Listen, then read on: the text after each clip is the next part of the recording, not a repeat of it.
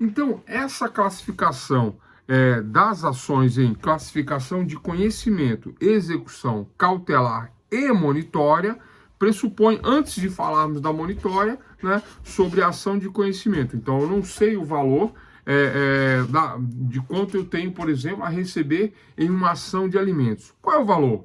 Né? Como isso se calcula? Nós já discutimos isso em ação de alimentos, né? Mas, de antemão, eu não sabendo o valor, né, que eu tenho, né, e aí vem aquelas suposições de 30%, um terço da renda do genitor, um terço da renda daquele que vem prestar os alimentos para os menores, né? Os menores impúberes, né, serão alimentados com até um terço da renda. De onde se tira esse cálculo? Por que se faz esse cálculo? Como se faz esse cálculo? Né? E por que é comum se falar em 30%? É comum se falar em 30% por conta de uma analogia, por conta de uma análise bancária de comprometimento de renda. Nós já falamos sobre isso aqui, né? Ou seja, pede-se 30% da renda daquele que vai pensionar, pede-se 30% da renda, por quê? Fazendo uma análise, né, financeira. Se ele fosse pedir um empréstimo para financiar um veículo ou uma casa ou algo nesse sentido, né, o banco costuma liberar até 30% da renda para o financiamento. Então ele consegue comprometer até 30% da renda dele e sobreviver de até 70% de sua renda. Então se ele ganha 1.000, né, para facilitar a conta, se ele ganha 1.000, né, a renda comprometida seria de até 30%, portanto, R$300. Essa é a análise financeira. Mas é lógico, óbvio, que essa não é a conta que se faz quando se trata de alimentos, né? Essa conta, por conta desta análise, desta analogia, é feita desta forma. Mas a forma correta e ideal, doutrinária, jurisprudencial, como atuam os tribunais, né? De acordo com a doutrina, os doutores da lei, Dr. Legon, né? De acordo com a jurisprudência, iuris, direito, prudência, cautela. De acordo com o direito aplicado por cautela, teremos o trinômio, né? Antes era binômio, agora é trinômio. Necessidade, possibilidade, oportunidade. Qual é a necessidade do alimento, do que recebe alimentos? Aí se calcula. Qual é a possibilidade? Aí se calcula. E a oportunidade é agora, vamos pedir, né? E aí se faz um cálculo em cima disso. Tudo isso nós já falamos. Só para exemplificar, né? Se nós temos o pai que é um jogador de futebol que ganha R$1 milhão por mês, essa é a possibilidade. Ele pode pensionar em R$300 mil. Ai, que pensão boa, hein? E não quer uma pensão dessa, né? Essa é a pensão de um jogador de futebol médio aí, desses da Europa aí, né? 1 milhão é a possibilidade. Mas não é assim que se calcula. Qual é a necessidade do filho dele? R$300 mil? Vamos calcular, né? Vamos calcular segurança, combustível, veículo, né? Uma escola caríssima, vários cursinhos de aperfeiçoamento, etc e tal. Você soma tudo, você não consegue chegar a R$30 mil. Uma criança de 10 anos de idade, vamos supor, R$30 mil de gasto é muita coisa, é muita despesa para uma criança de 10 anos de idade. Não se chega a 10 mil, 20 mil. Eu peguei um caso assim recente, né? Não se conseguiu fazer o cálculo que nós pedimos 80 mil, mas não chegamos a 80 mil, ganhamos 11 mil, né? E que depois baixou para 6. Porque não consegue fazer a criança não tem uma despesa tão alta nesse sentido, né? E aí, qual é a possibilidade? Embora o pai tenha ampla possibilidade, salvo engano, o pai... No nosso caso aqui, o nosso pai tinha uma possibilidade de até uns R$300 mil de pensão, ele tinha a possibilidade de pensionar até acredito que uns 80 mil. Mas a necessidade era de 5, 6, 7, 8 no máximo. E aí ganhamos 6, né? Necessidade e possibilidade. E a oportunidade, por conta de um divórcio, estava sendo feito o cálculo. No final, a sentença, a ação de conhecimento. Conheceu-se o valor. Pronto. Isso é ação de conhecimento. Ok, doutores? Anotaram? Ação de conhecimento para se conhecer o direito através do processo, que é um instrumento de jurisdição que diz o direito, jurisdictio, o conjunto de atos que chega à sentença. Qual é a sentença? Diz o direito de dentro de uma ação de conhecimento. Pronto, conheço o valor R$ 6.500. E aí, a mamãe vai recebendo. Um dia ele para de pagar. Parou de pagar, ela pega aquela sentença e fala, ué, mas por que você não está pagando? Chama para pagar, conversa, manda cartinha, manda o advogado pagar, e aí, como bem dito no chat aqui, né, Miriane, segundo classificação de ação, das ações, execução. Eu pego essa sentença, título executivo judicial, e executo na justiça. Como? Eu faço uma ação de execução, executando aquele valor que está na sentença. Qual é o valor? 6,5. Quantos meses atrasados? 1, 2, 3. E todos que vierem atrasando ao longo do processo, no decorrer do processo, incidirão, virão somar, agregar nessa conta. E aí o que acontece? Vocês já sabem o que acontece, pessoal, com quem não paga pensão alimentícia no Brasil. Não estou falando de traficante, não. Traficante vai para rua.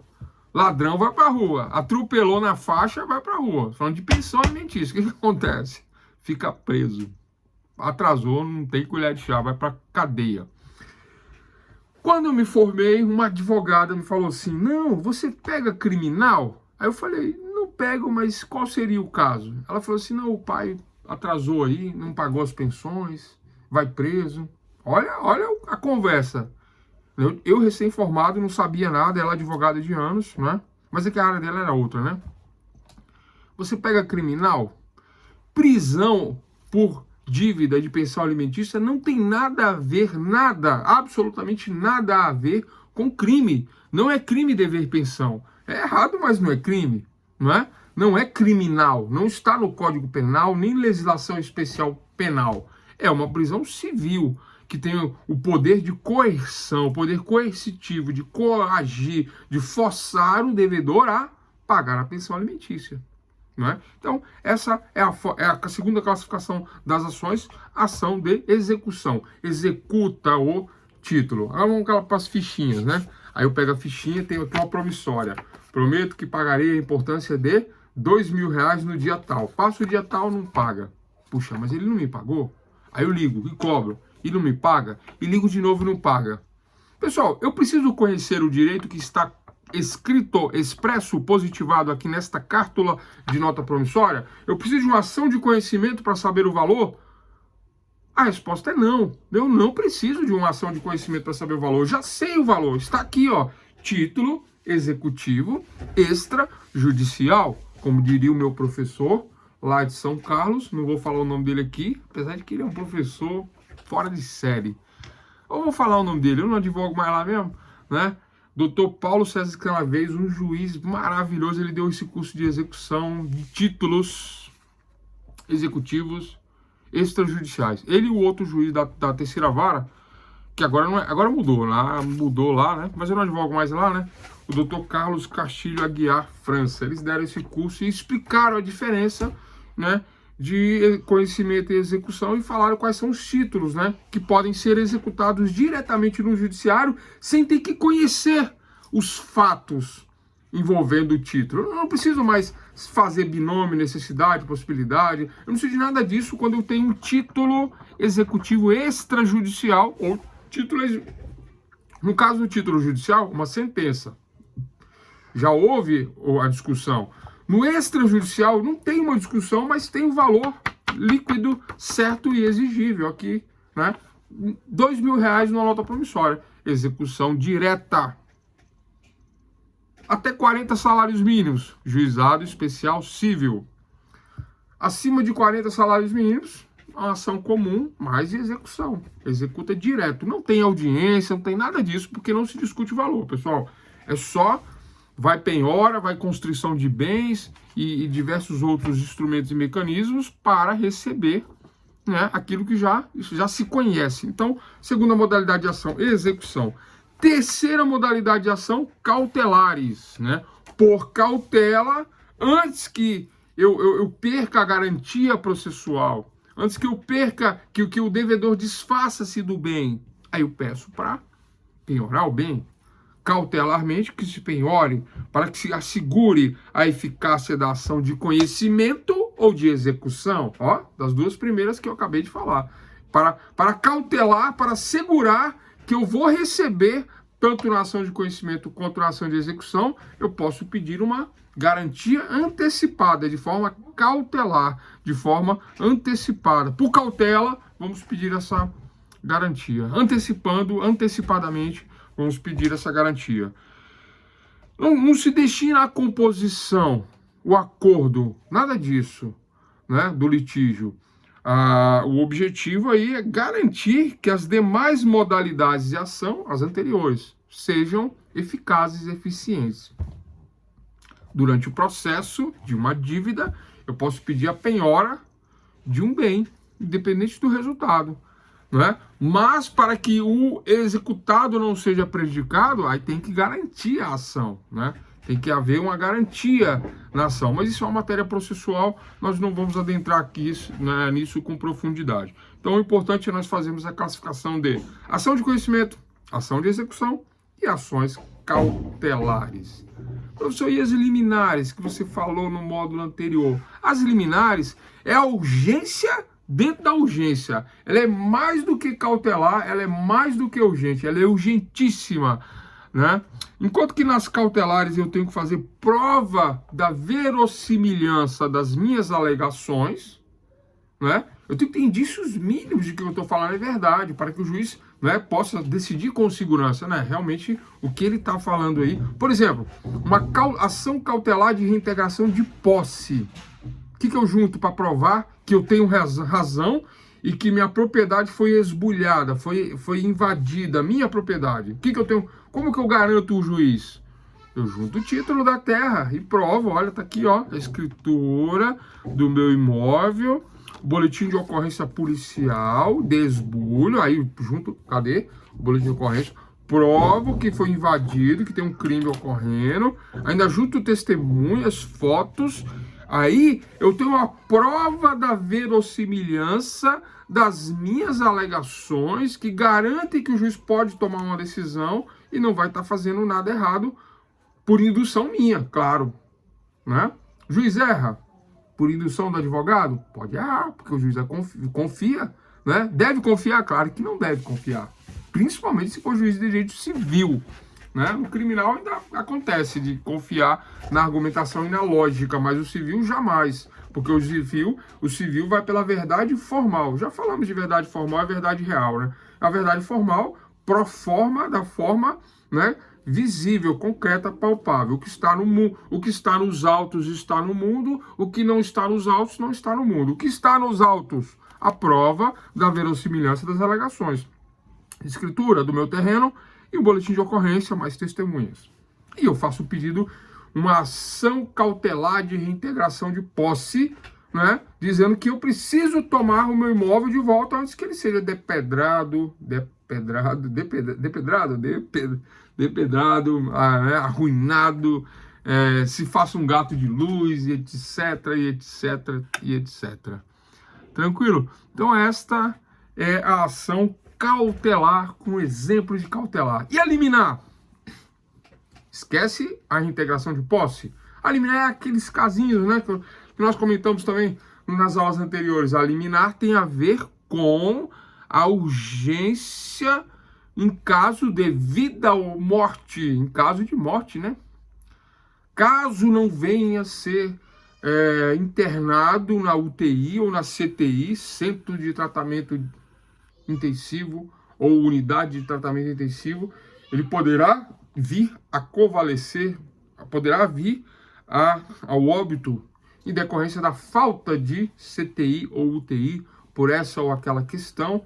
Então pede-se de forma liminar, não é? Não é uma cautelar, que eu tenho que me acautelar e provar a verossimilhança. Não, é claro que tem que haver uma lógica e indícios mínimos, né? Mas a liminar, ela vai além, sob o risco e sob pena de o Estado juiz não concedendo a liminar, né? Ser o Estado juiz não culpado, né?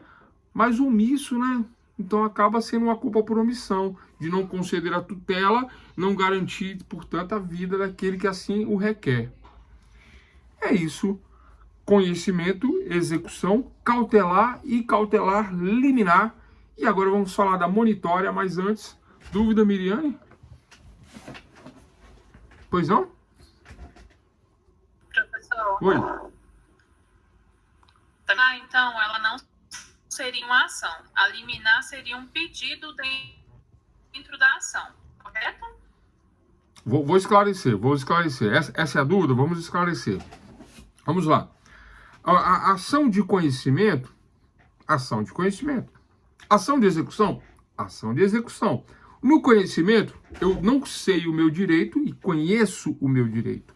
Na ação de execução, eu já conheço o meu direito e executo o meu direito. Na cautelar, eu me acautelo, porque se eu não me acautelar, eu vou perder ou a execução ou o conhecimento, porque os bens que poderiam me garantir, tanto no conhecimento ou na execução, podem serem deteriorados. O devedor pode vender o bem, desfazer, transferir, tirar do nome dele, passar para o nome de outra pessoa, e aí eu perco a minha garantia, né? Então eu me acautelo pedindo o depósito, pedindo a penhora dessas garantias. A pergunta: como se classificam as ações? É o título da nossa aula. Como se classificam as ações? E nós vamos falar especificamente hoje sobre as monitórias, mas eu peguei o gancho para revisar tudo, né? Então, conhecimento, execução, cautelares. Aí a pergunta da doutora: é uma ação? Sim, é uma ação. É uma ação preparatória? Pode ser uma ação preparatória. Pode-se entrar com a cautelar, ação cautelar de reintegração de posse, pedindo cautelarmente a reintegração de posse e discutir o mérito, por exemplo, em relação a danos materiais ou danos morais. Então eu tenho uma preparatória, uma cautelar preparatória para que eu não tenha um prejuízo maior. E no conhecimento pedir um ressarcimento de danos, né? Mas a cautelar é sim uma das classificações das ações, né? A diferença é que são detalhes de processo civil. Eu não queria falar disso agora porque não é da nossa matéria, né? De teoria geral do processo, né? Isso nós veríamos no processo civil. Mas no processo civil, vocês verão mais adiante que as cautelares e liminares, você faz ela de forma cautelar ou liminar para resolver a questão de urgência, né, na liminar. E na cautelar, para se acautelar de um procedimento de conhecimento ou de execução, para que não se desfaça, não se disperse os bens, né? E aí você tem 30 dias para entrar com a principal. Passou os 30 dias, perde o efeito a cautelar ou liminar. Mas aí dentro de 30 dias, você se prepara, se acautela ou faz a liminar para pleitear leito de internação na Covid. Aconteceu muito durante a Covid. Uma liminar. Como se classifica a ação? Conhecimento? Não. Execução? Não. Liminar? Sim, liminar. Ação, né, liminar, requerendo uma internação compulsória urgente sob pena de morte. Sob o risco de morte. Então, ação liminar. Essa é a classificação da ação, a terceira forma de classificação. Agora, dentro destes 30 dias, aí o juiz concede, defiro, a caneta, né, nem se usa mais. Pega o token, defiro, a liminar, em favor do paciente requerente, né? Aí interna, faz a internação, tudo certinho. A pessoa fica tão grata, né, que nem toca a principal adiante. Mas pode sim acontecer, né, de brigas, discussões, questões que nesse ínterim levam a danos, né, à família, danos à própria pessoa, ou até o óbito, né? Então, entrou com a liminar, não salvou a vida, mas existe a segunda ação dentro dos 30 dias, que é a ação de conhecimento. Ressarcimento de danos materiais e danos morais. Danos materiais, paguei o hospital foi negligente, uma das modalidades da culpa, negligência, né?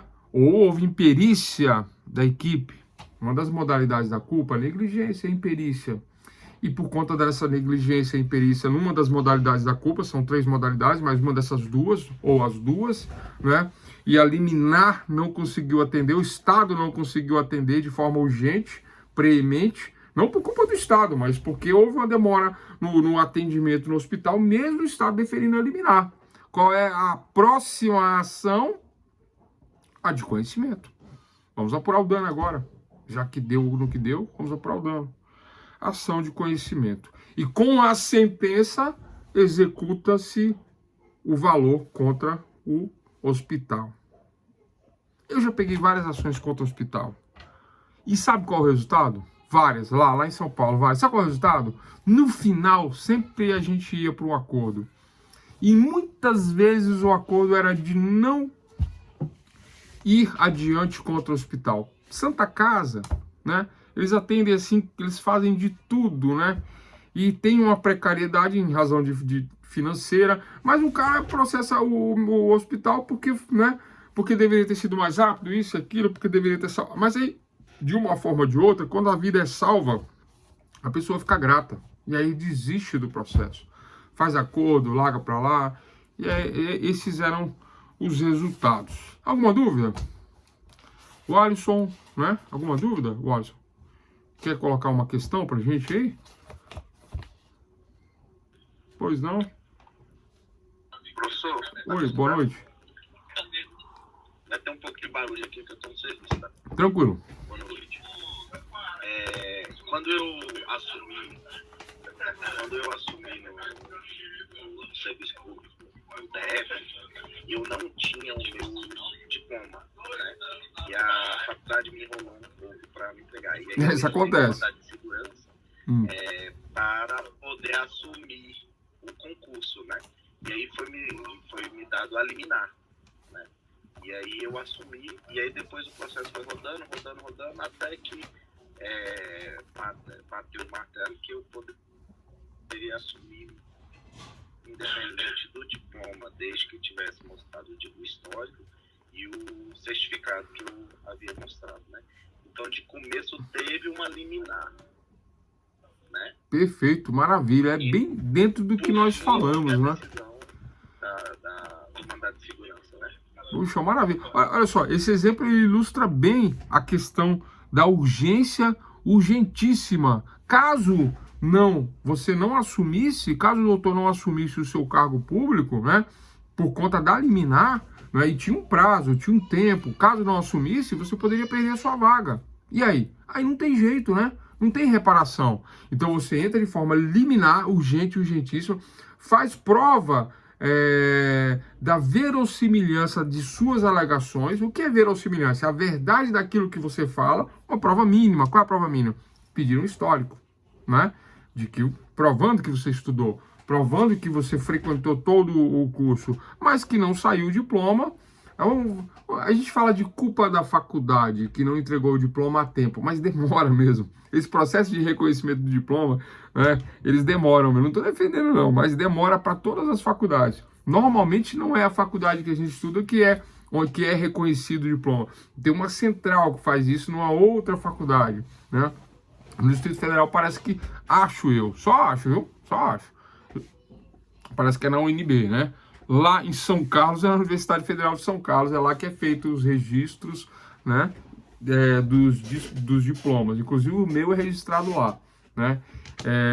Então aí tem uma demora que pode prejudicar o concursado que passou no concurso, parabéns, né? E aí o que acontece? Você tem que entrar com a liminar, né? E na sequência, se você se sentiu prejudicado, ofendido com dano, aí você pede na ação de conhecimento reparação de danos, né? Então, danos morais, né? Se não, se você queria só, né, ser declarado aí como numa ação declaratória, né? Numa ação de conhecimento, somente o reconhecimento aí para ingressar na carreira pública, que foi o que aconteceu na ação, né? Pede-se isso, o juiz reconhece por sentença, né? E aí quando vier o diploma, né, se aperfeiçoa o ato administrativo, né, e aí resolve a questão. Tranquilo. Bom, é isso.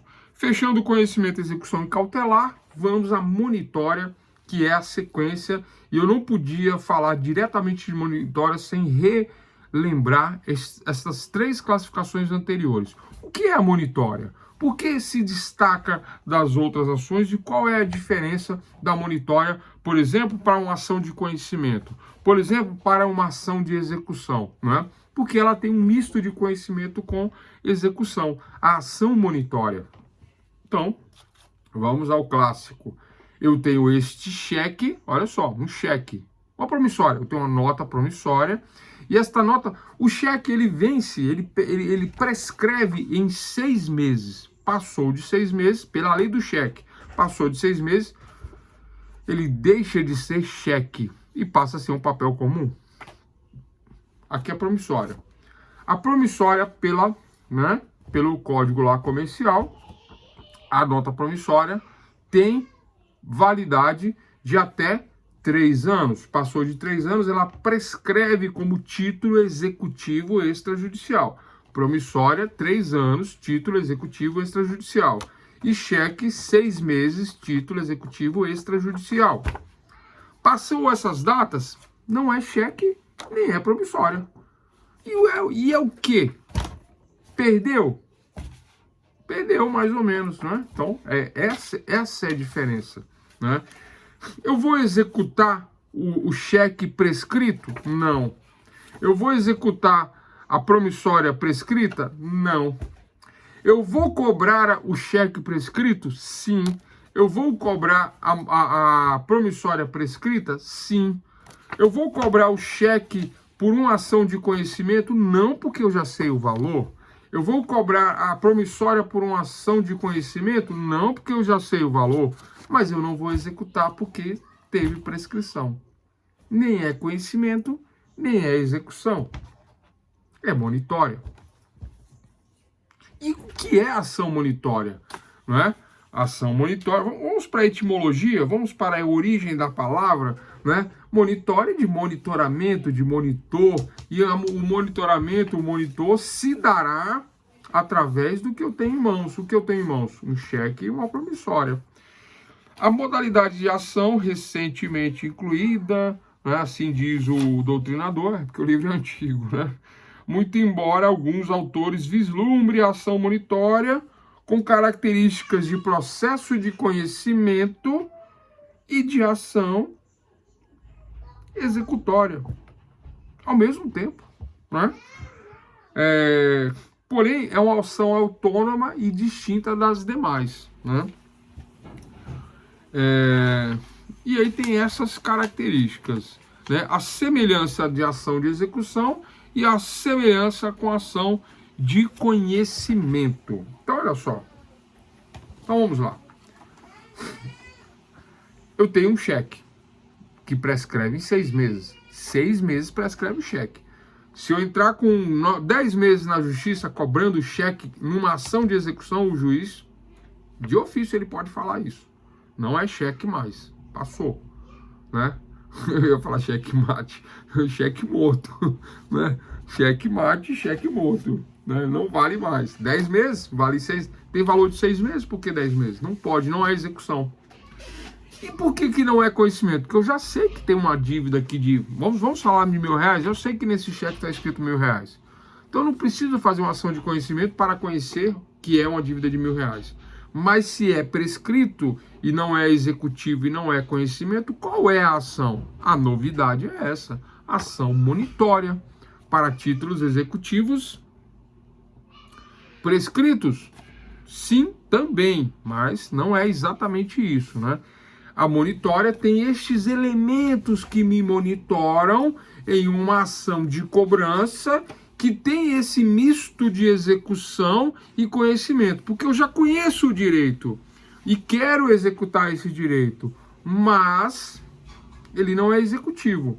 Então tem alguns detalhezinhos que se assemelhará ao conhecimento e se assemelhará à execução ao mesmo tempo. Portanto, a ação monitória tem essa diferenciação, né? A semelhança da execução com a semelhança do conhecimento e oponível por embargos, né? Contra o credor. O devedor pode opor embargos. Embargos do devedor contra o credor. O que é os embargos? É a ação que contesta a questão do cheque ou da promissória nesse sentido.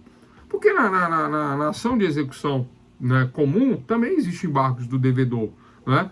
Na ação de conhecimento não existe embargo de devedor. Na ação de conhecimento é uma contestação, né? Contesta-se, né? Ação de petição, contestação, réplica e tréplica no conhecimento. Na execução, não. Execução, se tiver alguma coisa divergente do valor sendo cobrado, embargos à execução. Embargos do devedor contra o credor, embargando a dívida por conta de alguma questão técnica, e aí se resolve a questão técnica, segue a execução. Na monitória, tem embargos e tem contestação também, porque ele é um misto de conhecimento com execução. Se eu digo que eu devo, que o devedor me deve este cheque de R$1.000, mas tem um ano que está na minha mão, não é executivo, eu entro com ação monitória de cobrança deste cheque, que não será uma execução direta. Aí ele terá a oportunidade de contestar ou não, ou até mesmo embargar ou não. E ele poderá falar, não, mas tem muito tempo, eu paguei uma parte e não paguei a outra. Ele pode alegar o que ele quiser, ou pode não nada alegar. E aí sim, finalizando a ação monitória, o juiz reconhecendo, né, o juiz não vai reconhecer o cheque, nem vai reconhecer a promissória. O juiz vai, em sentença, reconhecer a dívida. E aí, com a sentença, nesta ação monitória, aí eu poderei executar essa sentença. Aí sim é só uma execução pura. Alguma dúvida sobre monitória? Essa é a questão da monitória. Por isso que eu tive que explicar tudo.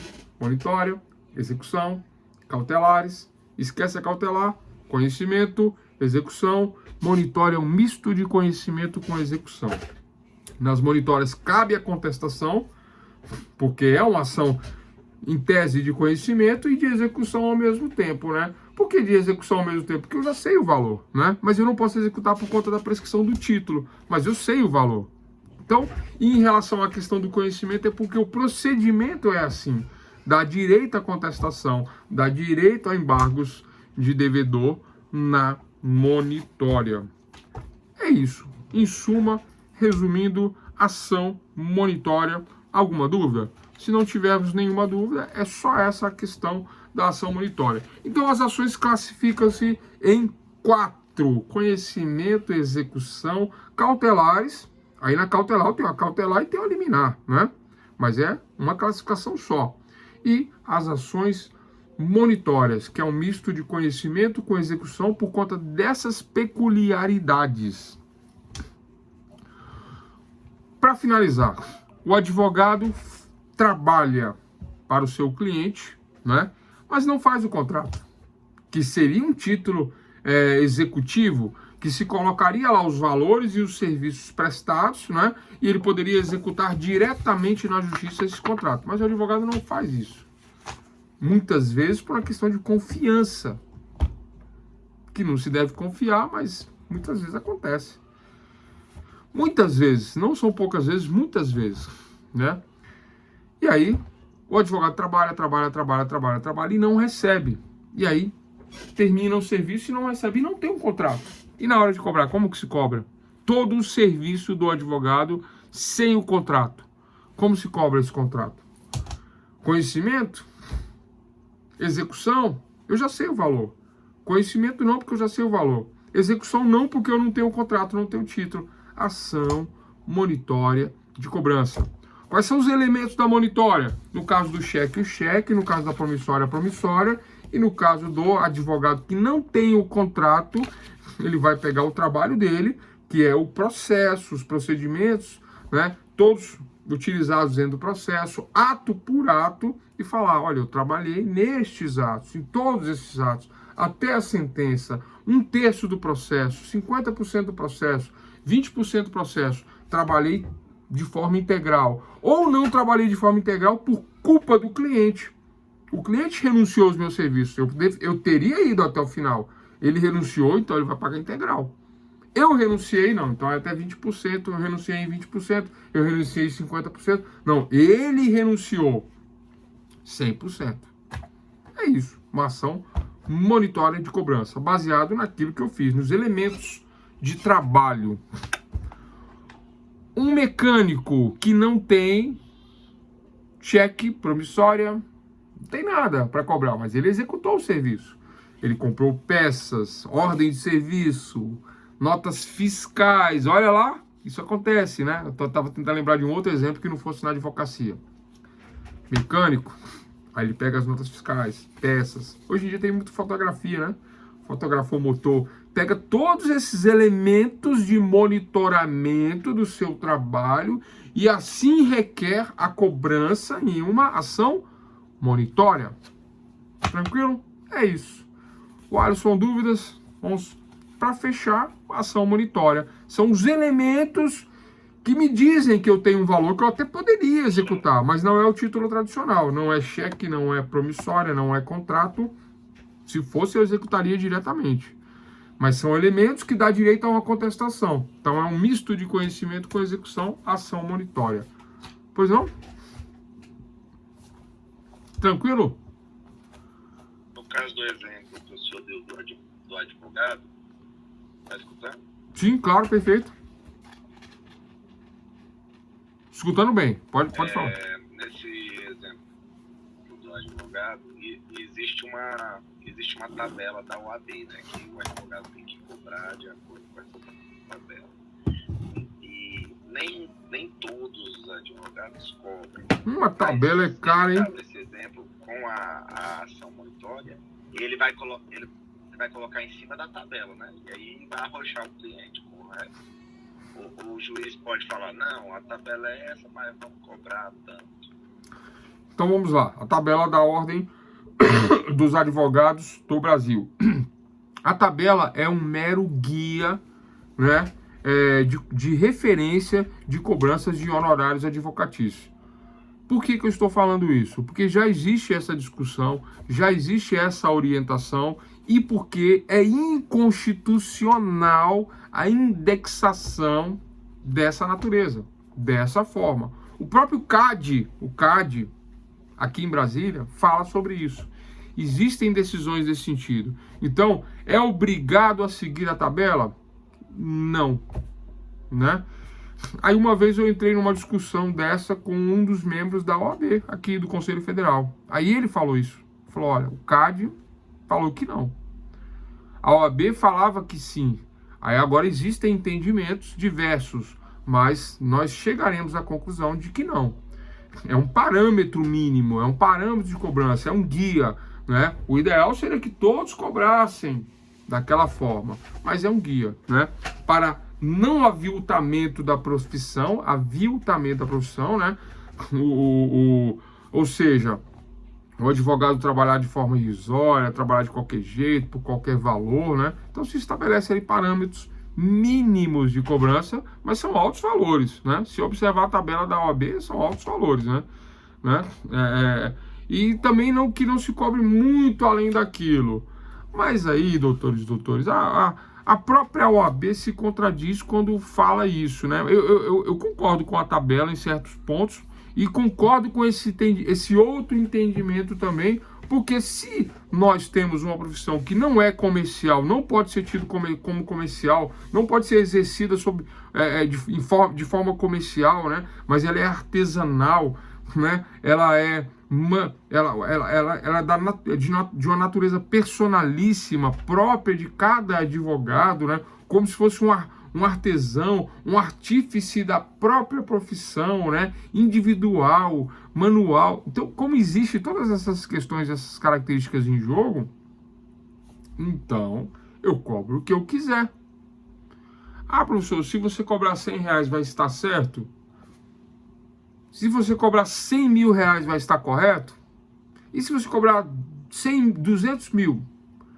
Cada um atribui o preço ao seu trabalho da forma que bem entender, né? que de certa forma lapidou o seu conhecimento, sua formação, pós-graduação, mestrado, doutorado, faculdade, uma trajetória profissional. Eu tenho 20 anos de advocacia, uma trajetória profissional, tudo isso pesa na hora de se cobrar, não é? Aí você cobra. E aí o juiz vai dizer que não vale o seu serviço, não é? O juiz não faz isso, né?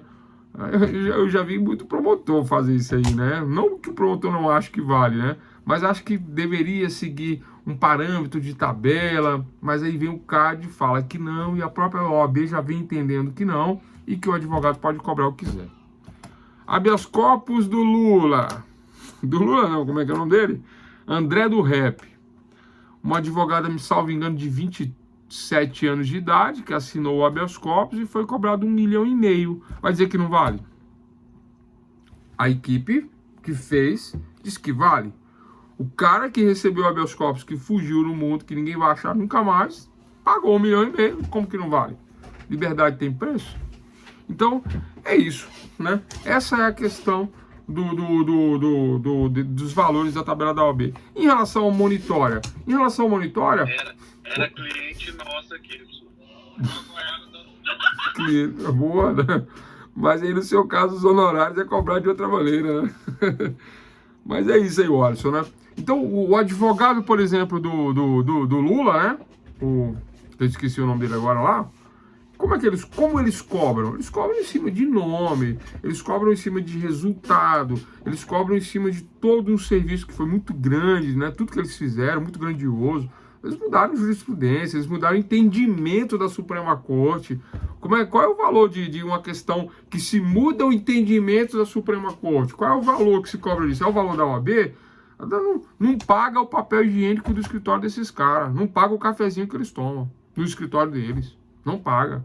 Não paga a equipe deles. Não paga o gasto que eles têm, né? Não paga, né? É muito dinheiro e ao mesmo tempo pouco dinheiro por todo o resultado.